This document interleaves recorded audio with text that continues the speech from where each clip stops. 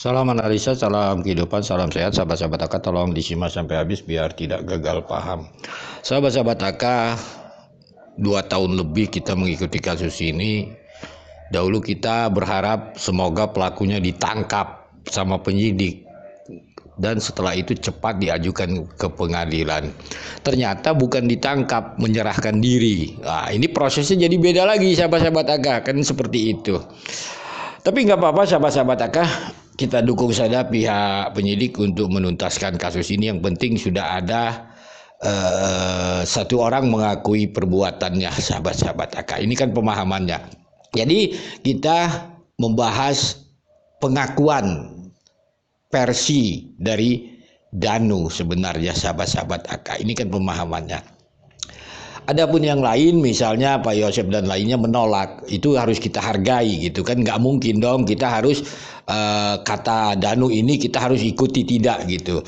Jadi dalam proses-proses inilah agar rasa penyidik maupun Danu bisa membuktikan fakta kelak agar keadilan almarhumah Ibu Tuti dan Amelia yang menuduhkan kepada misalnya Pak Yosep dan keluarganya Cijengkol bisa terbukti, sahabat-sahabat. Akan mah simpel-simpel aja gitu. Kalau memang mereka pelakunya, ya buktikan saja gitu kan. Nah, tetapi dalam proses ini kita lihat, sahabat-sahabat AK,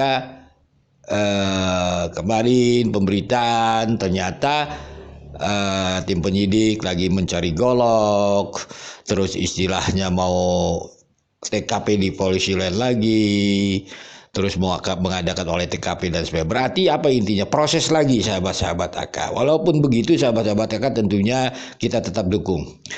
Mari kita bahas, sahabat-sahabat AK, substansinya, misalnya mencari golok. Dahulu kan kita pernah mendengar ada K9, sahabat-sahabat AK. Coba lihat di artikel-artikel bagaimana dahsyatnya ini binatang gogok ini, penciumannya, sahabat-sahabat AK.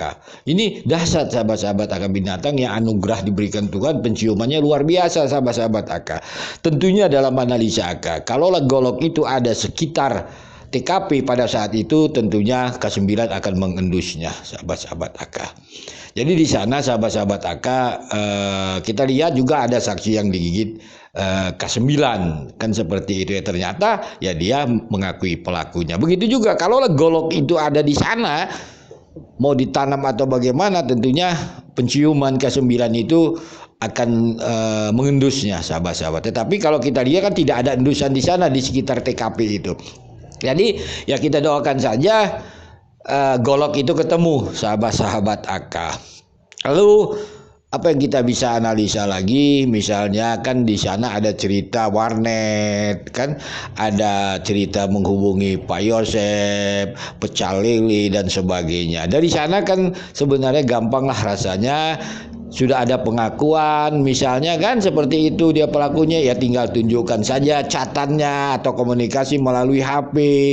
Bahkan mungkin pada saat itu lewat di CCTV pencucian mobil, depan pencucian mobil Pak Harun. Kan kita lihat juga di sana pada waktu itu pagi-pagi, sahabat, gitu kan, bersama Pak Yosep dan lain-lain ada gitu. Jadi tuduhan itu bukan hanya ucapan, kan seperti itu, tapi meyakinkan hakim kelak di pengadilan. Tak misalnya lewat Pak Yosep ada di sana, tak ini catatnya ada, kan ada kronologis yang kita lihat di publik ceritanya. Menghubungi pecel lele, ya tanya aja kalau ada tukang pecel lelenya. Ini sebenarnya simpel kok gitu kan. Terus pakai motor apa misalnya kan ke TKP, oh lihat ada CCTV sama jalur-jalur itu, kan sudah ada kan penyidik semua. Jadi agar rasa kasus ini kalau memang fakta-fakta yang terjadi ini mudah, sahabat-sahabat AK. Tapi kalau faktanya nggak ada, inilah mempersulit pihak penyidik gitu kan. Nah, ini yang agak harapkan kan gitu. Mari kita memahami kasus ini baru cerita versi Danu, kan begitu. Misalnya Aka tidak begitu respect terhadap keterangan versi Danu, ya wajar dong, kan begitu. Terus bagi Aka ingin tidak bisa menganalisa Pak Yosep karena kan BAP-nya tidak berubah gitu. Jadi alibi-alibi dan keterangan saksinya mungkin tidak bisa berubah. Ya seperti yang dahulu gitu. Kalau saksi Danu ini mungkin kita kan baru dengar, berarti versi baru gitu. ada keterangan baru gitu. Ini yang kita analisa di publik gitu. Ya sebatas analisa di permukaannya saja. Dasarnya kan kita tidak tahu apakah sudah penyidik itu ada melihat catatan Pak Yosep dengan Danu, komunikasi dari sore sampai malam dan sebagainya. Kan seperti itu. Apakah sudah ada terpantau CCTV benar Danu pagi-pagi dari mulai di warnet sampai ke TKP. Ini kan nggak mungkin aja kalau barang bukti dan alat buktinya nggak ada, kan hanya cerita semua. Ini pemahaman. Begitu juga Pak Yosep kan pasti ada, kalau dia ke TKP itu ada pantauannya, ada catatan dan sebagainya. Sebenarnya simpel sahabat-sahabat AK, kalau kita mau demi keadilan almarhumah Ibu Tuti dan Amel ini, kan seperti itu. Secara menganalisanya kita terima saja kedua pihak, asal ada fakta-faktanya. Kalau hanya omongan saja kan bingung gitu. Jadi hanya itu sahabat-sahabat AK.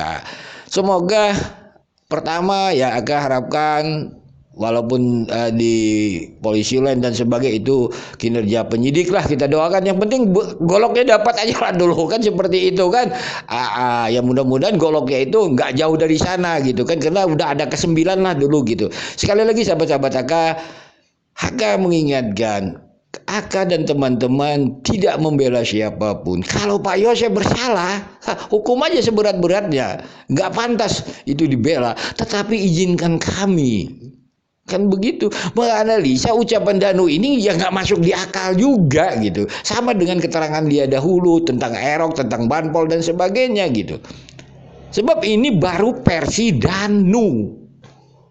Kan sama aja dulu kita juga waktu menganalisa mereka belum tersangka ya sama, masih saksi ya sama, berseberangan kok. Nggak ada yang saling dukung kok, berseberangan. Jadi apa bedanya dulu dengan sekarang gitu.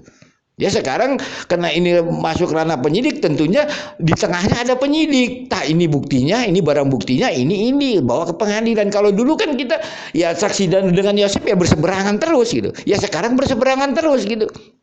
Kita doakan sajalah semua ini menjadi sehat sahabat-sahabat AK, Pak Yosep, Yoris, Danu, Ibu Mimin, Arigi, Abi, semuanya sahabat-sahabat AK. Para konten kreator kan kayak gitu kan, nah, semangat terus gitu kan. Ya mudah-mudahan kita ini semua tidak menjadi keledai masuk ke lubang yang sama lagi. Akan membahas ini saksi-saksi ini gitu. Sebatas saksi ya, mereka ada di model seperti ini. Danu katanya pecah lele dan sebagai ya analisa gitu. Analisa misalnya akan bicara tentang Wahida tidak keluar rumah gitu kan. Katanya Danu tidur, terus kata habis ke warnet dia tidur dan sebagainya, tidak keluar rumah. Ternyata analisa akan salah karena kan sumbernya yang salah gitu. Misalnya seperti itu. Jadi akan menganalisa yang ada di publik saja keterangan-keterangan saksi, bukan keterangan pelaku gitu. Apakah keterangan Danu ini sekarang sebagai tersangka pada saat itu atau sebagai saksi? Akan masih menempatkan keterangan dia sebagai saksi aja gitu. Jadi intinya sahabat-sahabat AK, mohon maaf bila ada kata-kata yang salah. Salam sehat, salam kehidupan.